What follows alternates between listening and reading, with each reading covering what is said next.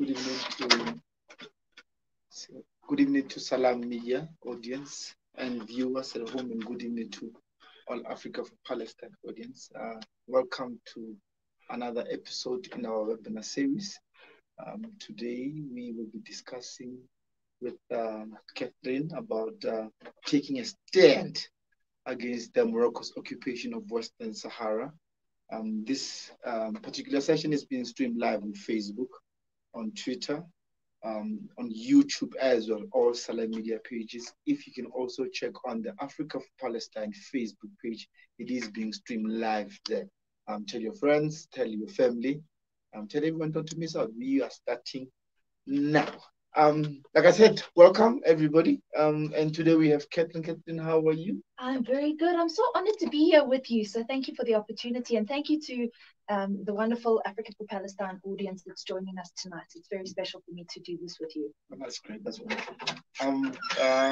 So the introduction that we always make is that Africa for Palestine, who we are, we explain ourselves. We are a South African-based human rights organization that's doing work in Africa.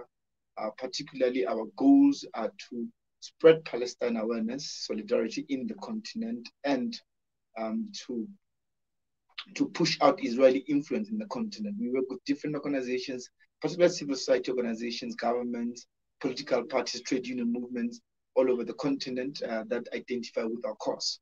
Of course, our work is not only limited to Palestine, but to other areas in the world of oppression, because we know, like Karl Marx said, workers of the world, we say oppressed people of the world, unite, you've got nothing to lose but your chains. We do a number of workers on Swaziland, on Venezuela, on Western Sahara, like today in the Basque area. So we do a number of work on international solidarity. And some of these webinars have been focusing on those particular issues, from academics to people in the religious sector, your activists, your students, and so on. They've been coming on this particular platform to speak about their activism. Without any further ado, Catherine, to people who are joining our webinar series, and we do this traditionally, who's Catherine? Who are you, so that the audience and the viewers can be familiar with you? So Catherine is a human rights defender, a proud South African, a nation builder, and climate activist. I spend all of my time on the ground, working really hard to make sure that here in South Africa, we're building bridges, we're dealing with the issues of our society. And when I'm outside of the country, I'm working on the issue of Western Sahara. I am, I was saying to you earlier, the Sahrawi people are my people. I've worked so closely and so intimately with the Sahrawi people for so many years that this has become personal. And so it's not something that I do, it is my life. And my work as a climate activist, especially being a South African, is so important, because I think these are two forgotten issues. Even climate change, even here in our country. I've seen how climate has impacted our people, our communities, our rural communities, and it's important that we constantly work at highlighting and reminding people about the topics that are really unsexy, unconventional, the topics that we like to forget, and the topics that are only given prevalence and dominance on days of importance. What about the other days in between that calendar year? And so I spend my time working on social justice issues throughout South Africa, and Western Sahara is that thing that's just really special for me. It's a purpose and it's a calling, and yeah, and it's a pleasure to engage with organizations such as yourself. Oh, great. One of the things that we really preach for in Africa of Palestine is bringing sexy back into activism. Exactly. Not everybody who's an activist is boring. It's all the professor in university. Catherine is an example of young people and who are active in the social justice spectrum. Catherine, tell us, to the layman, to our audience sitting at home, to the normal South African, to the normal Malawian, to the normal person sitting at home or their workplace or school listening to this particular webinar series episode, what is happening in Western Sahara? Thank you for that as a starting point, because I think let us go back to the beginning. Firstly, Western Sahara is a country in North Africa. It is directly south of Morocco, directly north of Mauritania. So as you can understand, it is wedged right between these two countries. And Western Sahara is a country that is very rich in mineral resource. Since 1975, it has been illegally military occupied by Morocco. Prior to 1975, it was colonized by Spain. And in 1975, when Spain left, Morocco moved in from the north and Mauritania from the south, taking over occupation of Western Sahara. It forced an armed conflict which then ran from 1975 to 1991. This armed conflict saw Sahrawis engage in an armed conflict. It saw the only way out for women and children was a border in southwest Algeria, and many Sahrawis fled into southwest Algeria, where a temporary refugee camp was set up. 45 years later, those people are still living in a temporary refugee camp that was set up in 1975. The Sahrawi people were then the Polisario, who represent the Sahrawi people. They are the official representation as recognized by both the African Union, the United Nations, and the Polisario and Morocco went into a ceasefire agreement in September of 1991. And that ceasefire agreement saw MINURSO, which is the mission for a referendum of Western Sahara, being set up in Western Sahara by the United Nations. And the first mandate of MINURSO was to set up a referendum within 6 months of that ceasefire agreement. Almost 30 years later, the ceasefire agreement has now been broken, but that referendum has never seen the light of day. So the Sahrawi people have sat for 30 years and they have tried to do everything by the book.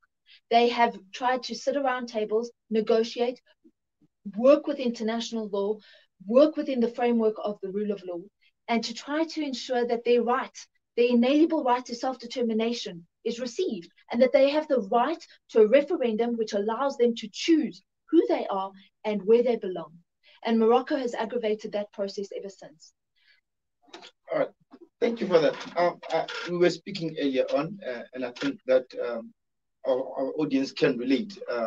Those who know Lebanon, those who know Jordan, know that when the Nakba happened in Palestine in 1948, a lot of Palestinians left Palestine to go to neighboring countries. They still live there. They're still refugee camps even to this day. So those kind of analogies are very important for us and our audience. So as we were speaking earlier on that,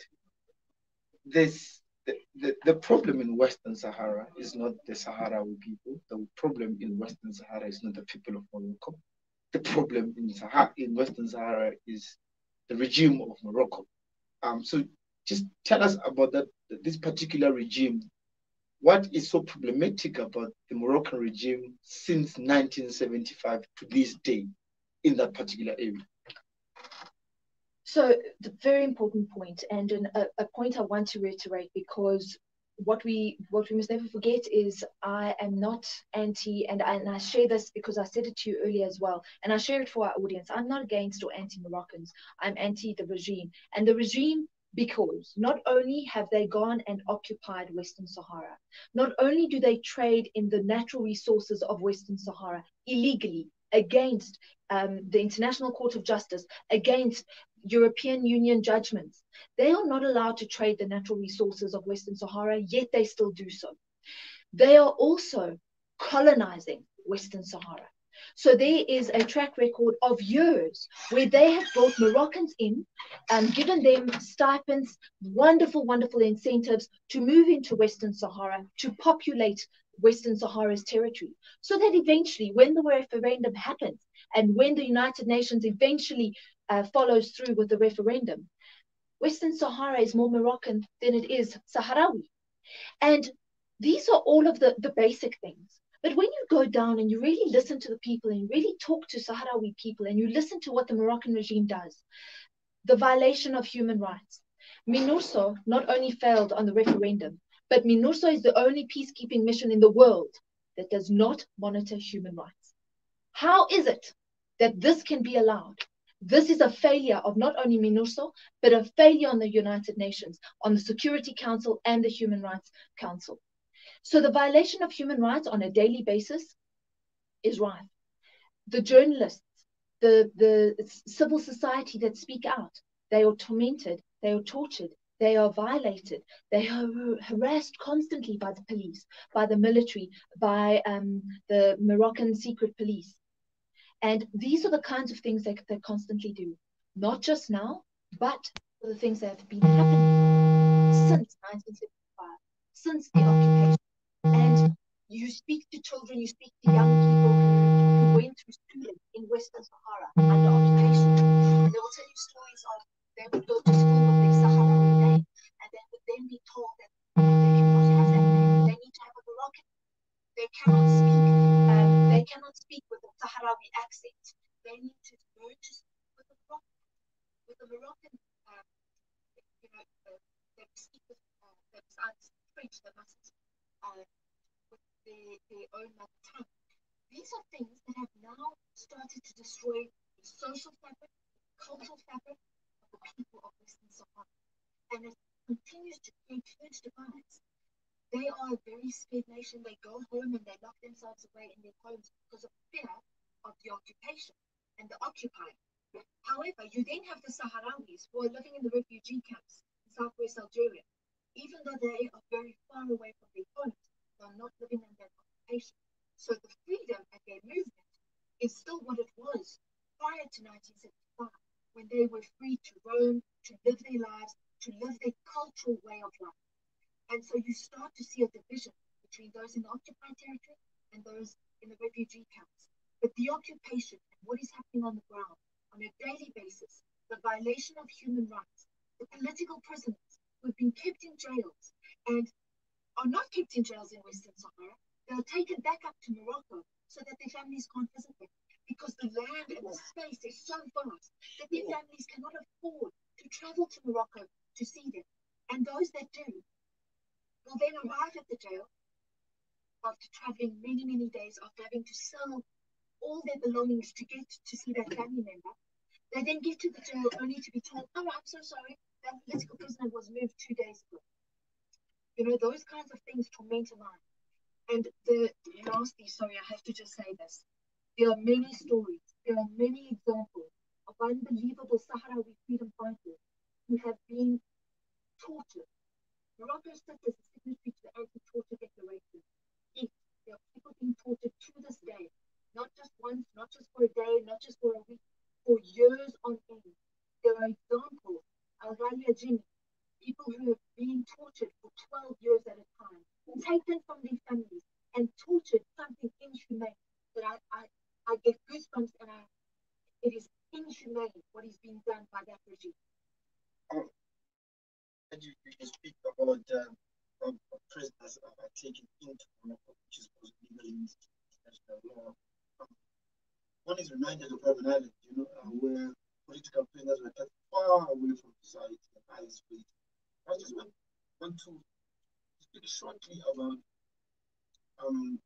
the kind of regime that operates in Morocco, even from Morocco. You did touch on media the freedom of association as well. Moroccans are not allowed to associate Sahrawi people. So the regime is not only oppressing the Sahrawi people, the regime is oppressing Moroccans. Absolutely. Thank you for reminding me of that. Very important.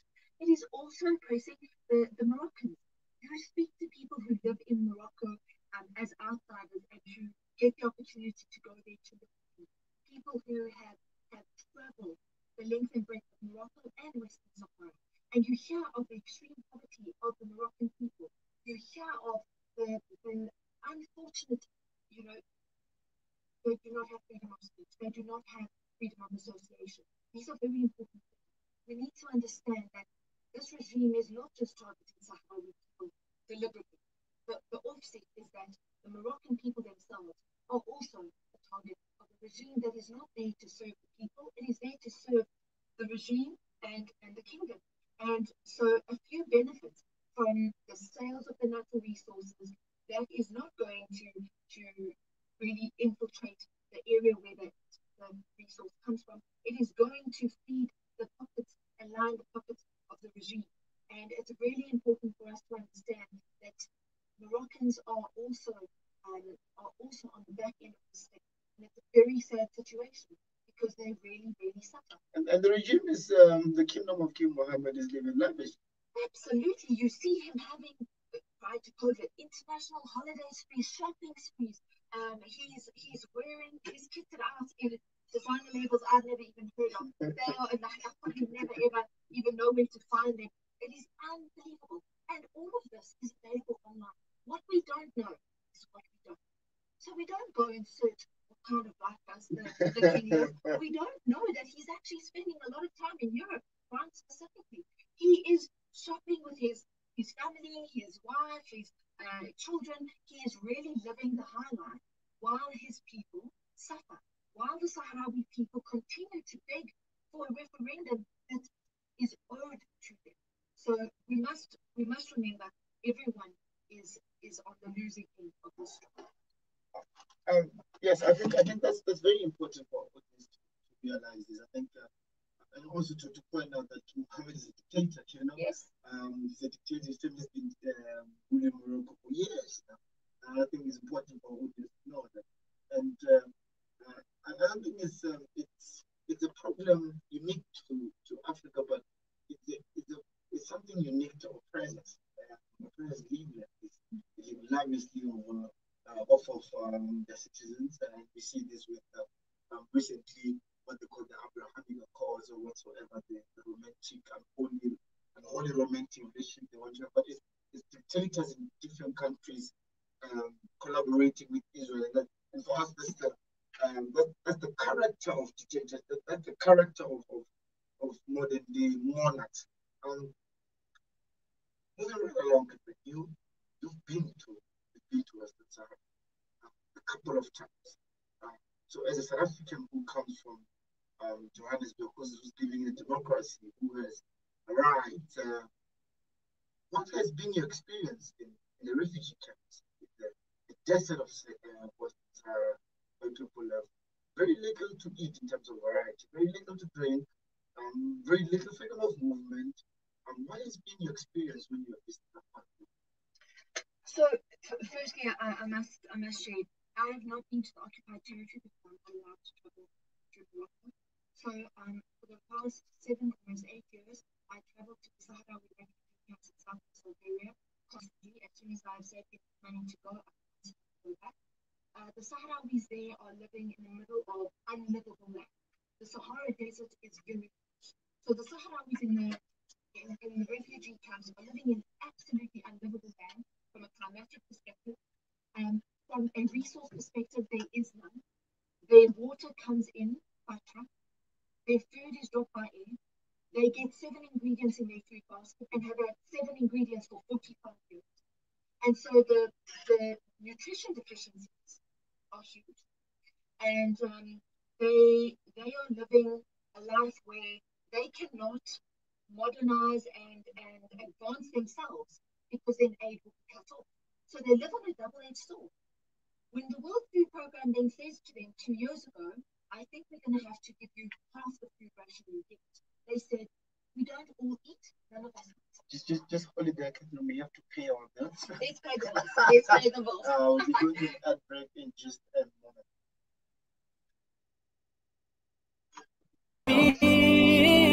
Listen to something fresh. Listen to Salam Media, your humanitarian broadcaster.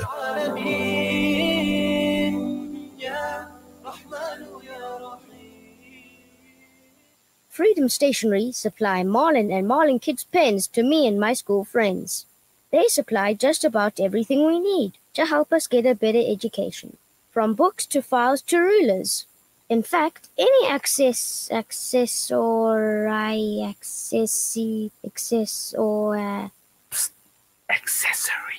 any accessory we need. Freedom Stationery. Education for the nation. What does accessory mean? Shimmer, sparkle, captivate. Nothing less than a masterpiece. Droplets of gold inspires precious design. Platinum bursts with intricate freshness. And every pure diamond becomes more than just a girl's best friend. Voda Gold Gem Jewelers, where timeless dreams become a reality. Come to us. We tailor-make designer gold, platinum, and diamond jewelry. Trade in or remodel your old gold. Clad yourself with classy name-branded watches. We offer insurance valuation and free zakat calculation. Visit us at 534 Ridge Road, Overport, or call 031 208 9142. Voda Gold Gem Jewelers, manufacturers of fine gold and diamond jewelry. They say breakfast is the most important meal of the day, yet many children go to school hungry because of poverty. Penny Appeal's Breakfast Club aim to get a warm, hearty meal to underprivileged children so they can spend the day prospering in their schoolwork. Help feed a needy learner by visiting our website on www.pennyappeal.org.za or call 031 1100 573 to find out how you can donate. Penny Appeal. Small change, big difference. Enduran Boys College is an independent boarding and day school situated on the N1 highway in Polokwane. We encourage intellectual and emotional development through a holistic learning environment. We follow the NCS CAPS curriculum and house boys from grade 6 to 12. We have boarding facilities also available from grade 6 to 12. Enduran Colleges aspires towards being a premier institution of learning by offering quality and value-based education that aims to serve humanity. Enduran College is safe haven and a home away from home. It's registered with the Department of Education and Umalusi accredited. For more information, contact us on 078 452 6264 or follow us on Facebook or Instagram or email us on polokwane@endurancolleges.co.za. Listen to something fresh. Listen to Salam Media.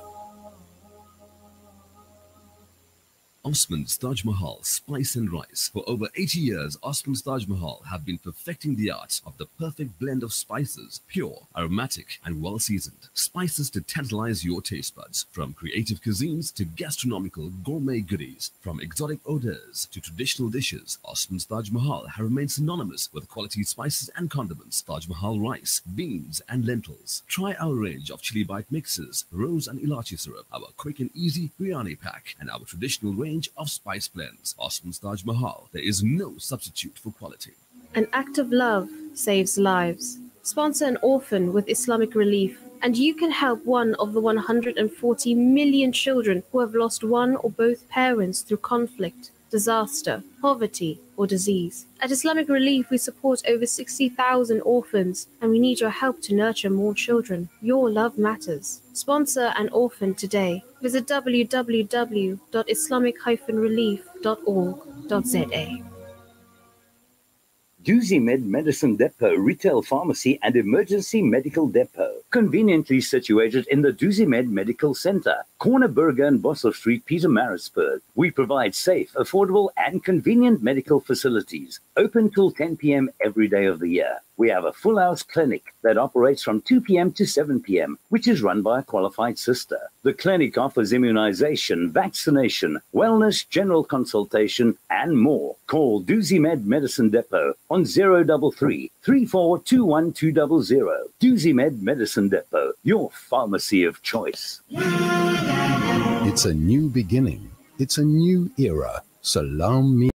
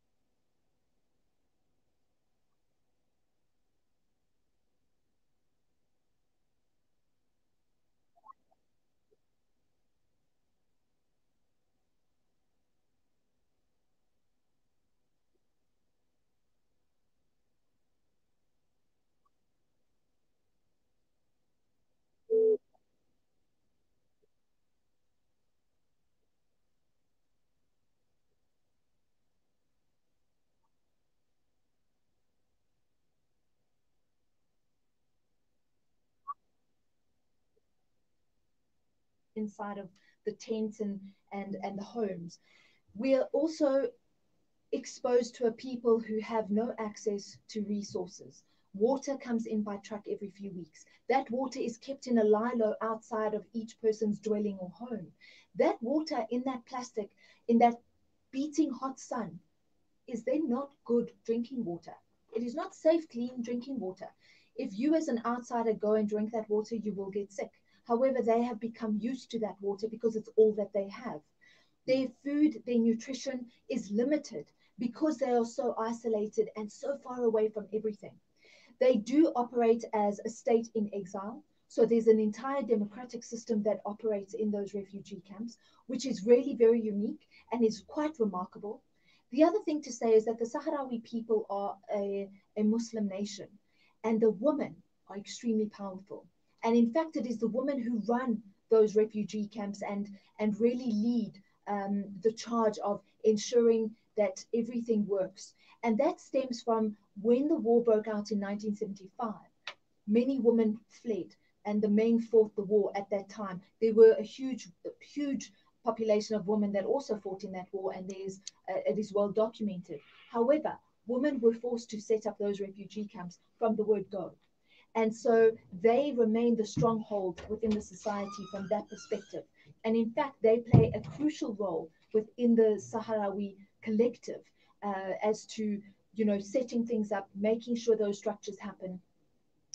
The camps, there are 5 different refugee camps. The life there is a very different one. And I feel privileged to live in those refugee camps. And I say that because I constantly learn from the Sahrawi people. My family and my children that are there, my 4 children, are absolutely unbelievable. They teach me about what really is important in life. These are children that have less than nothing. We have a dire situation in our country where inequality is at all-time horrific levels and should never be seen by any humanity group anywhere in the world. However, here is a people that have less than nothing. So the remnants of war, broken vehicles, old war-torn tanks that live in the desert, those are their playgrounds. Those are their jungle gyms. They climb them and crawl into them and jump all over them. They run after the sunset and they navigate their way through the night by following the moon. They are absolutely remarkable people. They learn things that we have forgotten as a human race.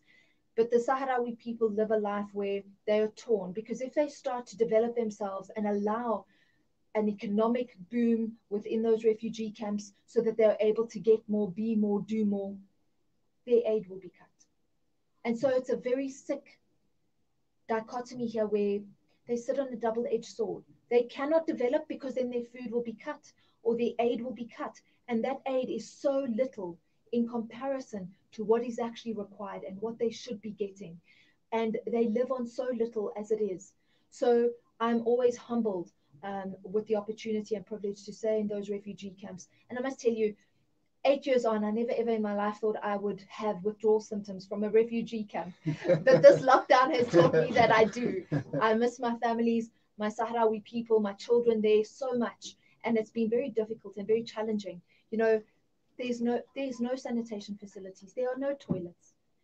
They have a telecom setup that has only happened in recent years. So many have cell phones to communicate with each other. But my greatest work has been to inspire them to share with the world what is happening. They have this device, but they don't always know what ability they have, the power that they have. And so to be able to share that with them when I'm there is an immense privilege, because the stories of both the camps, the stories of the occupation, and the stories where you sit and you speak with old women who arrived in the camp as old women who had already had a life. 40 years on, they're still now living in a refugee camp, and they carry a small picture of their loved one that they left behind, hoping that one day they're going to still see them again. A small picture that comes out of their pocket that has been stuck together 5-10 times. You realize that war is a horrific thing. You realize that occupation and forgotten people is something that should never happen in our lifetime. And this goes to show us how occupation dehumanizes people. We know from the Gaza Strip that Israel controls everything that gets into the Gaza Strip through air, through sea, through land, and people get so dehumanized. They can't, like in Western, in refugee camps and the occupied territories, they can't get a particular education that you and I can get. They can't watch the news as me and you can watch the news just now. So occupation really does dehumanize us, and those of us who have the freedoms, we can see that others really don't. And it's not that we take them for granted, but because of occupation, other people really don't have these particular privileges. The lack of electricity, the lack of water. So where do you think Western the Sahrawi people find the strength to wake up to face another day, to speak their own indigenous language, you know, as a form of resistance? Where do you think they get this particular spirit of resistance? I often reflect on the strength of the Sahrawi people, often. And I had the privilege of being very close to Uncle Kathy, Ahmed Katrada. And I remember many stories that he would share with me about his time in prison, where they found the strength to also carry on. And you can draw such important parallels, because if you think of what our people went through during the darkest days of apartheid, and you think of how did they carry on, if you actually listen to what they had to go through, how did they fight, how did they carry on, you realize that the triumph of the human spirit is something far greater than we can possibly imagine, but it exists. And it's something very deep within. That bravery and courage that exists in the Sahrawi people, I know exists in the freedom fighters whose shoulders we stand on as a nation, those that gave their lives to fight for a freedom that we do take for granted today. It's nice to think we don't, but we don't appreciate the freedom we have. And I think it's only when you go outside and you realize what other people, the conditions that other people live in, you realize how much we should be grateful for. And I often think of, you know, I mentioned Algalia Jimmy. I think of Omaima in Geneva, who fights every single day as a diplomatic Sahrawi. I think of so many Sahrawis the world over that I've been privileged to work with. And when you listen to their stories, I think to myself, why do they even bother? Why do they still get up? Where do they find the strength? You know, when there are two, there are in fact three gentlemen I want to quickly just mention. Hamdi, who is in the refugees currently, Hassana Abba, Hassana Alia, and Ali Rubio. Ali Rubio is in Europe, and Hassana, both the Hassanas are also in Europe. You listen to their stories and you listen to what they tell you, and you think to yourself, where do they find the strength to be human? When you have been dehumanized the way that the Moroccan regime has dehumanized Sahrawi people, where do they find the strength to carry on? Hassana Abba, the very first time I met him, after spending 2 weeks at the Human Rights Commission with him, and I said goodbye to him, I said to him, I'll probably see you in the next session, etc. He turned around and he said to me, no, he never knows that he'll see anybody again, because he knows when he goes home, they will look for him and they will beat him. And he showed me pictures of when they beat him. You can never tell it's the same person. In fact, his body is as dark blue as the walls behind us. His face is beaten up so badly that you can't see where his eyes are and where his nose is. His face is so disfigured from the brutal violation of him as a human being. And this is something that is ongoing. Because they can't put him in jail, they beat him up. They go and they look for him and they beat him up in a way that he needs weeks to recover. The regime dehumanizes people because it has taken their dignity and their value of life. It has made them question who they are, and it has not allowed them to be who they are and who they choose to be. And this is really, I think this is another trait of dictatorship, of a regime such as this. But the horrific violation of human rights, I cannot drive that home enough. There is a woman who was in prison by the Moroccan regime. She was taken with her baby, and she was tied up in a concrete cell with her baby in the other corner. And she had to listen to that baby scream itself to death. She was then hung up by her hair every single day. They then tortured her. That was not her torture. How does that woman get up every day now, after being released from such malicious, evil darkness. And she still fights. She fights for her people. That is the strength of the human spirit. And we can never forget those stories. And there are many of them in our own country, in Palestine, in Western Sahara. Those are the people that should be the heroes of our society and the heroes of humanity. We had in South Africa Ambassador from Western Sahara, Ambassador Bachiri, passed away last year. May his soul rest in peace. Ambassador Bachiri came with very interesting stories, Captain. He was he was a soldier in the armed struggle of the Western Sahara, in the Polisario as well, was a high-ranking official. And interesting enough, in the 1980s, he said, Omar Tambo was here. He came here at some point, and we trained guerrillas of the ANC in the desert. It was too hot. Tambo couldn't. Omar Tambo couldn't handle it, and he left. Excuse me. And he was very fond of South Africans, and this is because he knew us during our struggle. He didn't know us post our struggle. And then he loved the country very much, but he would tell these stories. That South Africa, my brothers and sisters, he liked telling a story of how they tried to use the border of Botswana to come in the country, and how they would steal tanks of the apartheid regime to fight in the desert.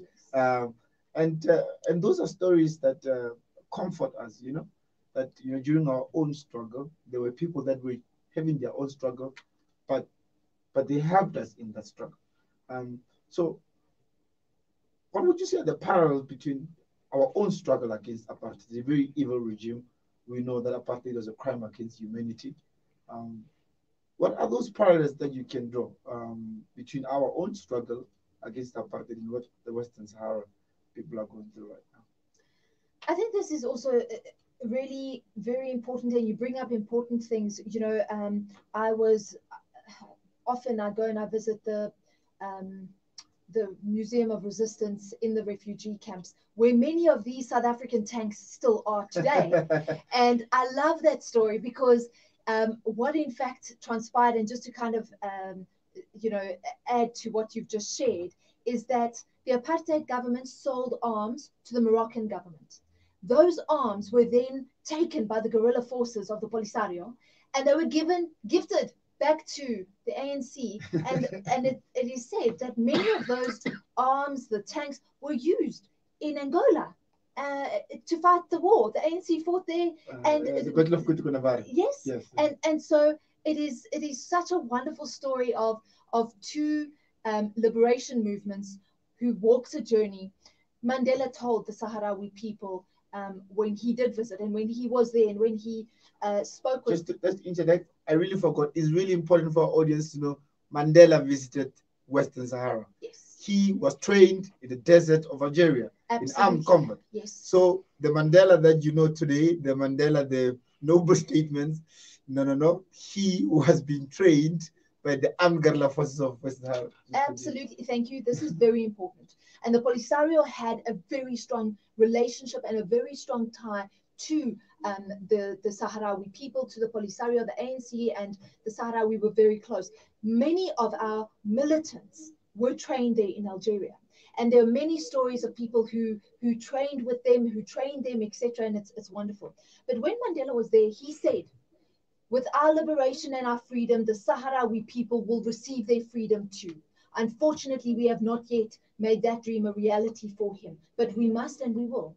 And the struggle that they have walked, the journey they have walked together as two liberation movements, we can continue to see these parallels. We continue to see the similarities of what the ANC went through, where you have to, you send your people out. There are people that have to live in the diaspora within the diplomatic space to be sharing and educating people, etc. The one thing that I would want to, there are so many parallels and we could talk for hours just on that, but I want to show something that is a difference and something that we have not got yet right with the Western Sahara. And that is a global groundswell of education and awareness, because the ANC was well known the world over. There were solidarity movements with the struggle against apartheid all over the world. We saw people who would march and who would protest and make demonstrations in small cities to large cities. Trafalgar Square, that the one in London sticks out in my head because that's such a prominent city. But what we don't yet have is a groundswell of people who know the struggle and conflict of Western Sahara, and those that go out, and in many parts of the world where we see demonstrations taking place, majority of them are Sahrawis, who are the groundswell of people just living outside of the occupied territory or outside of the refugee camps. And so we really require a lot more understanding between what those similarities are in order to close the gap of where there is a vast difference on these two liberation struggles and these two liberation movements. And the work that is done by the Polisario around the world by their diplomats, young and old, is phenomenal.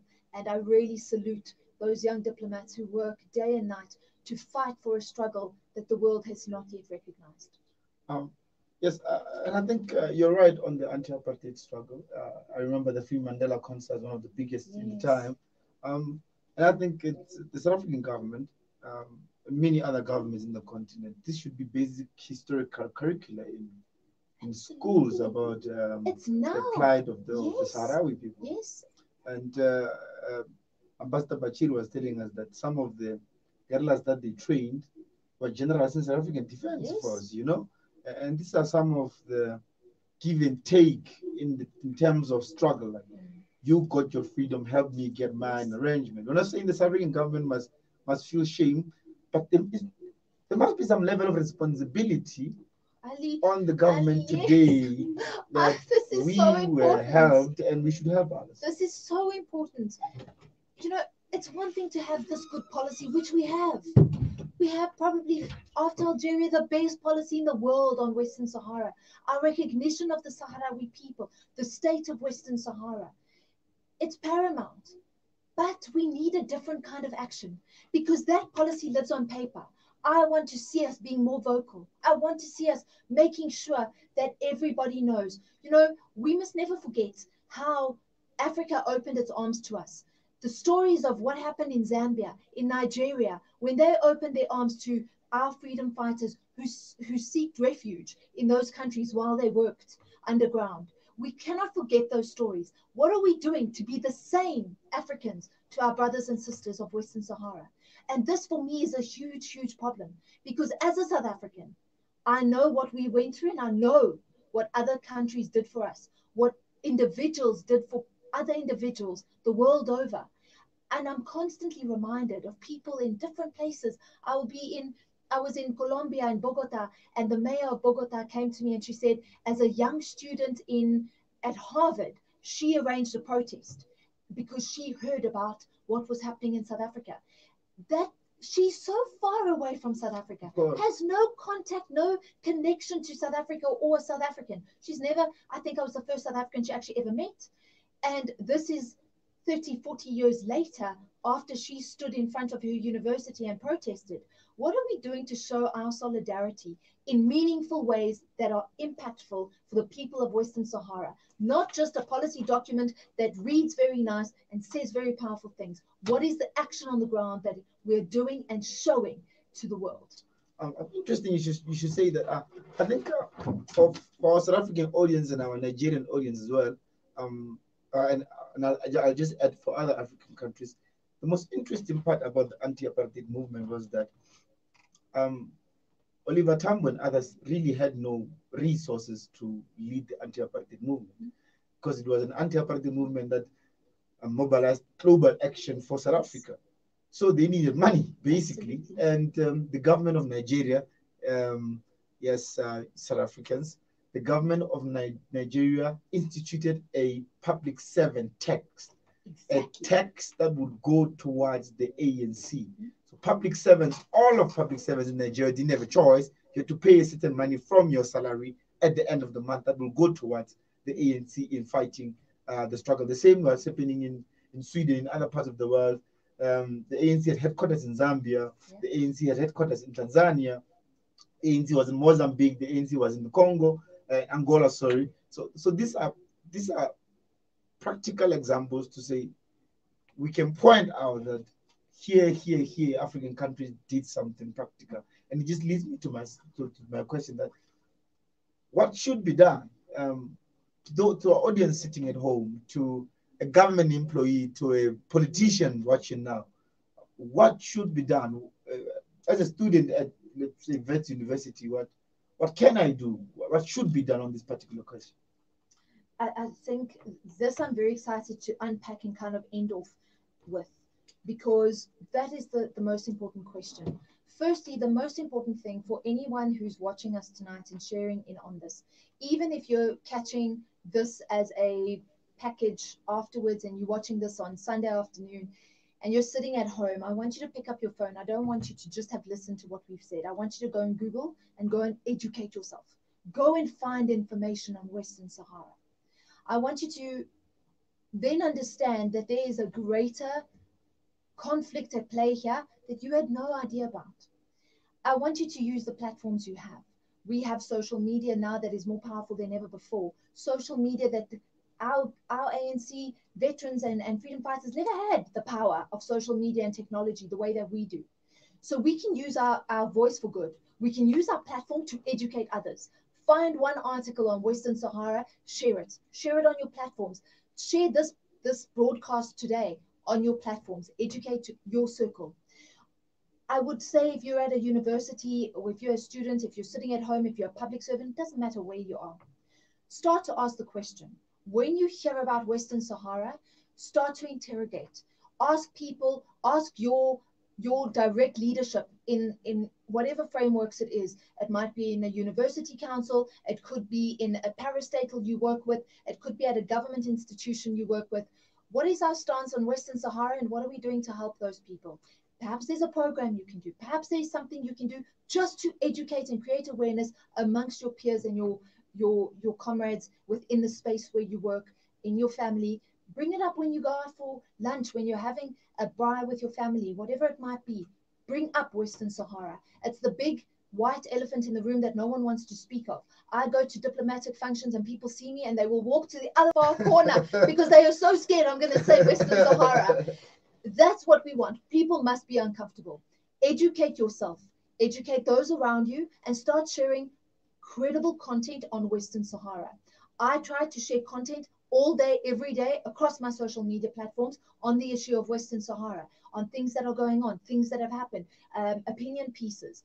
Follow at Change Agent SA on Twitter, Instagram, Facebook. You'll find me. Facebook, you'll find me under my name. It's the only one that let me use my whole name. So that's Catherine Constantinides. Educate yourself. Listen to the stories of other Sahrawi people. They're there. They're on those platforms. You can find those stories. I would also ask you, if you sit in any political structures, start to ask the hard questions of your political parties. We need stronger voices across political parties to stand up for Western Sahara, to stand up for the referendum that was promised to the Sahrawi people that has still not taken place. There is a violation of human rights. There is certainly a crime against humanity that is taking place in Western Sahara. This is an occupied territory. Surely, I am sure that the majority of the audience that you capture is a younger audience. And I want to really want to appeal to you to say, how is it that when we have access to platforms, technology, we have access to connecting with each other in a way that no other generation has had before? How can we not bring this to the attention of the people we're connected with? We have an immense responsibility, first and foremost, to create awareness and educate people on Western Sahara. We then need to create uncomfortable situations where we have the dialogue and discussion. It can be a debate, that's fine.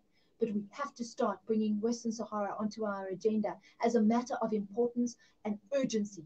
The Sahrawi people are suffering, those in the occupied territory and those in the refugee camps. It cannot be that in our lifetime, an occupation of this nature is happening on our continent and we're not giving it the attention it deserves. The African Union has failed us as a people of this continent because Western Sahara is still under occupation and colonization. It is the last colony in Africa. And in our lifetime, that must change. And there is no doubt about that. We need every individual to give their individual voice so that as a collective, we are louder, we are stronger. And platforms such as yourself, I just want to say thank you to you, Ali, and to you and your organization, Africa for Palestine. The fact that you have lent this platform to the Sahrawi people, I thank you.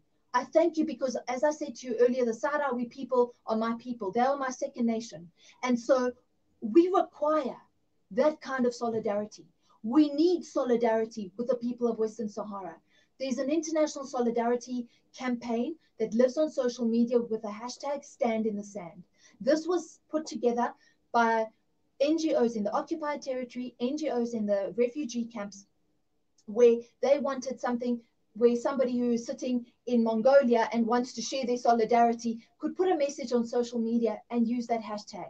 Because the reality is not everyone, well now no one can go to the refugee camps, we cannot go to the occupied territory. But a Sahrawi who wakes up, you know, I was in Spain, in Madrid, at a meeting with the Polisario and with a massive group of Sahrawis. And a girl came and sat next to me and she said to me, I was sitting in Lesotho and I had to go through a few days of meetings, and I couldn't find a way to get up that morning.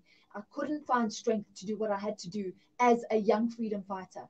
And I went onto social media and I looked for that hashtag and I looked at the messages of support, and I was able to fuel through what I needed to do. And when I think of that story of a young girl that I will probably never ever meet again, but she goes and she looks for that hashtag and looks for those messages of solidarity, that gives her strength.